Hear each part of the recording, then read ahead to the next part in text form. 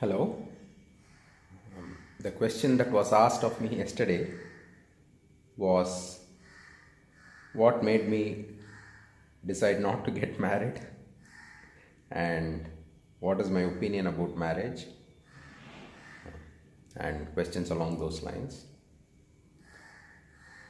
I'll just try to give you my experience. This is not an answer, this is not advice. This is just my experience and my perception of what I see. Okay, so from a very young age, I looked at my own parents and I realized that they were not the best of friends. And I compared my relationship with my friends when I was, say, 7, 8 years old. It was a wonderful relationship, We used to play and maybe we used to fight once in 10, 15 days, right? Some street fight because of some games and all that. But there was always a tension between my mother and my father. So I thought, okay, maybe adults, I didn't quite understand what was going on. Then I started looking at everyone else, and 95% of all married people were not really happy together. This was my observation. So that is just something that I noted. Just like how you notice that the sky is blue. It makes no difference if the sky is blue or green or purple. You just know that it is blue, right? So, and as I grew up and reached the age of marriage, by that time I had already accumulated some amount of money and some amount of wealth, which is not a great amount, but it is a big amount for me for my background where I come from. I come from a very humble family. So, I looked at what a marriage is. A marriage is basically a legal contract between a man, a woman, and the government. So the marriage has 3 parties involved. It's not a two-party contract. It's a 3-party contract: a man, a woman, and the government. And I thought, okay, so I have to bring in a new person into my home. And the moment I agreed to bring her in, she owns half of everything I have earned. I don't even know who that person is, but giving half of everything I own and earn, what am I giving it up for? I may not give it up, but I certainly risk losing it, right? So, what am I risking it for? Then the answer became very obvious. It is my physical need, for which I am willing to risk half of what I have worked for the past, say, right from maybe 10, 12 years at that point of time of my working life. It didn't quite make any sense to me because to use someone else's term, in our language, in Tamil, we say, நீ அவல் எடுத்துன்னு வா, நான் உம்மி எடுத்துன்னு வரேன், 2 பேரும் ஊதி சாப்பிடலாம், which means that you bring something and I will bring something, but we both share it equally. Whatever that other person was bringing to the table, I didn't find. Of course, as a man, I have needs and I wanted it, but I didn't see that value in it. So I decided that it was not for me. And also another thing is that I am of the personality where if someone tells me that I have to do something, compel me to do something, that very instant I will start hating it. For example, I like to eat avial. Avial is basically a vegetable stew that we make with coconut and fennel seeds and all that. I really like it. And if it was there on a daily basis, I would eat it. But if someone came along and told me, Ramachandran, you know what, from now onwards, you have to eat avial, no matter what. The moment my ears hear that, From that instant onwards, that avial will become poison to me. This is my nature, because I value my sense of sovereignty over everything else, even over my own life. I'd rather die than to suffer a slave. I can be a slave to, this is why I don't get loans. This is why I don't get into things that will trap me. So even if that thing that traps me is heaven, the very fact that I am being trapped or committed or whatever you want to use the word, it just makes that experience a living hell for me. So I decided that, okay, this also does not compute well. And then I started learning about the laws in India, which I did not like. If you buy something, let's say that you buy a SIM card, and in that SIM card, you have these rules and regulations for that contract, right? Before you sign, you are supposed to read those rules and regulations. So I sort of looked into, at a very high level, I looked into the rules and regulations of the marriage, and I thought, man, this deal is not good for me. Obviously, when you enter into a deal, that deal should at least break even. At least you should get 50% of what you invest in it. It looked like it was not 50%. The risks far outweighed the reward. And when I looked at reality, 90% of the people were quite miserable. And I'll tell you my opinion as to why they are miserable. I feel that marriage kills the freedom of both the man and woman. And when this happens, resentment sets in. Just like I told you, right? Avial, if people ask me to eat avial every day, if someone came along and said, if you don't eat avial every day, I'll take half your house and I'll take half your money. That very instant, that avial will become poison, right?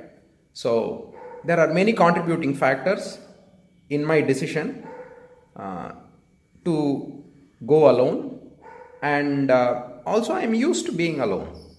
So it's a very heavy burden to carry, but I'm used to carrying that burden. Every person has a burden to carry, whether you are Bill Gates or the beggar on the street. We all have problems to carry. Life is just whether you have the strength to carry those problems.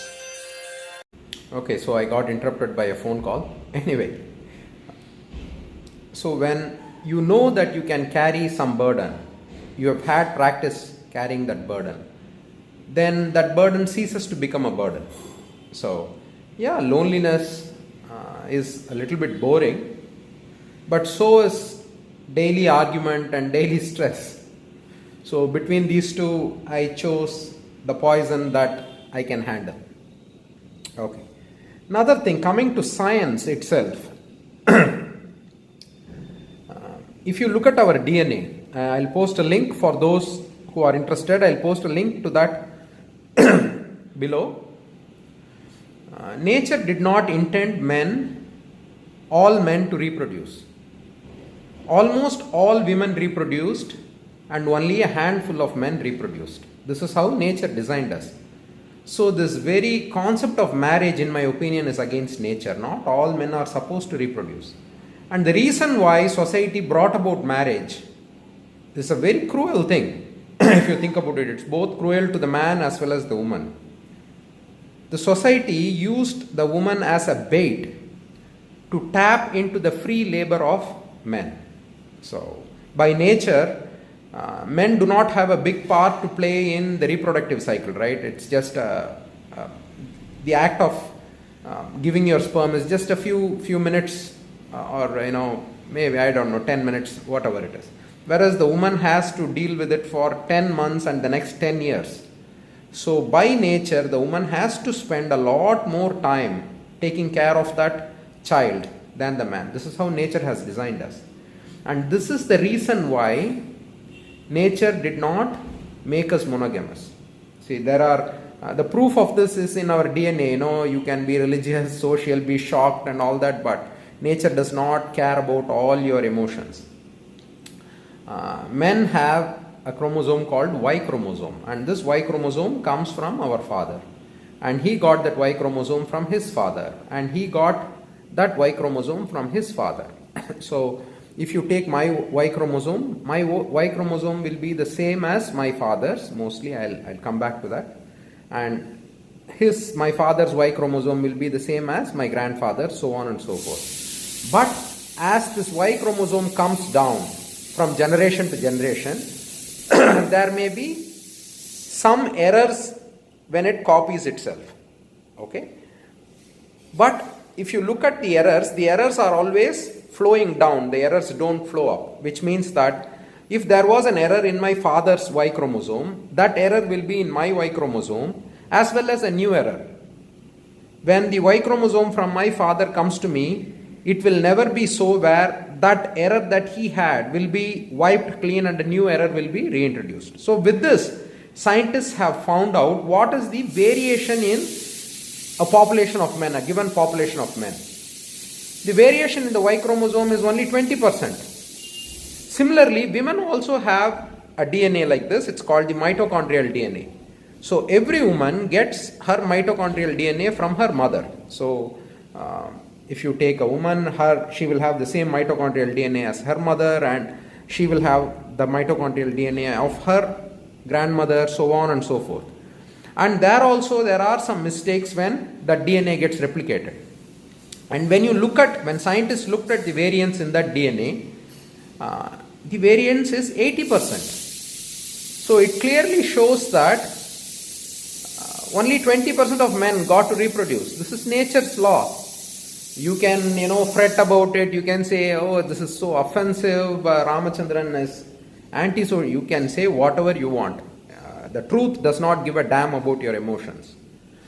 So I understood that there is another reason why marriage itself is not so pleasant for most people, because it is unnatural. Only a few men are supposed to reproduce. And the reason why we have so much natural destruction and pollution and so much diseases is because we broke this rule. And why did we break this rule?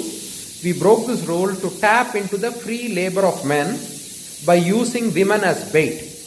This is very cruel both to man and woman, because the man loses his freedom and the woman is being treated as just some bait that is used to trap the man. And who gets the advantage? The people on top, who run the society, who gain from the benefit of this free labor. But we are a slave to our instincts, so we willingly submit to this. Anyway, the link, if you find this unacceptable, go look it up, do the research. So there are many layers where marriage doesn't, or many reasons for marriages generally not working out really well for anyone. It's a rather unpleasant experience, and we have come to the conclusion that it is okay to be unpleasant. This is how it is going to be. It need not be like that. You can still live a peaceful, happy life if you don't sign up for unnatural things. Okay? Now the person had asked me, what advice would you give to people who are already married like me? Again, this is a very, very bitter pill to swallow. I do not have any advice for you, but if I were in your position, I would definitely apprise my children of the truth. I'll tell my child, see, I made this mistake. I do not know whether I am right or wrong. You do not have to make this mistake. You think for yourself. You look at the facts. You go and observe the world. Don't get carried away by these advertisements and by these commercials and all these stories of fairy tales being told. Go and look at the world for yourself and decide. As far as I know, this is not a really good deal. Or you don't even have to say this. These are the advantages, these are the disadvantages. This is not a bed of roses. And you have a choice. You can either go this way or that way. And if you want to go that way, you go talk to people who have gone that way and ask them whether it is worth it. This is what I would do. So I don't have any advice for anyone, to be honest. But if I were in your position, this is what I think I would do. Maybe, it's a very difficult thing to do, but it is better than not doing it. Because if you really love someone, you have to tell them the truth. Being truthful, in my opinion, is the utmost form of respecting an individual. So, pandering to them and telling them all sorts of stories, I do not believe that. So, anyway, that's that. Happy Saturday.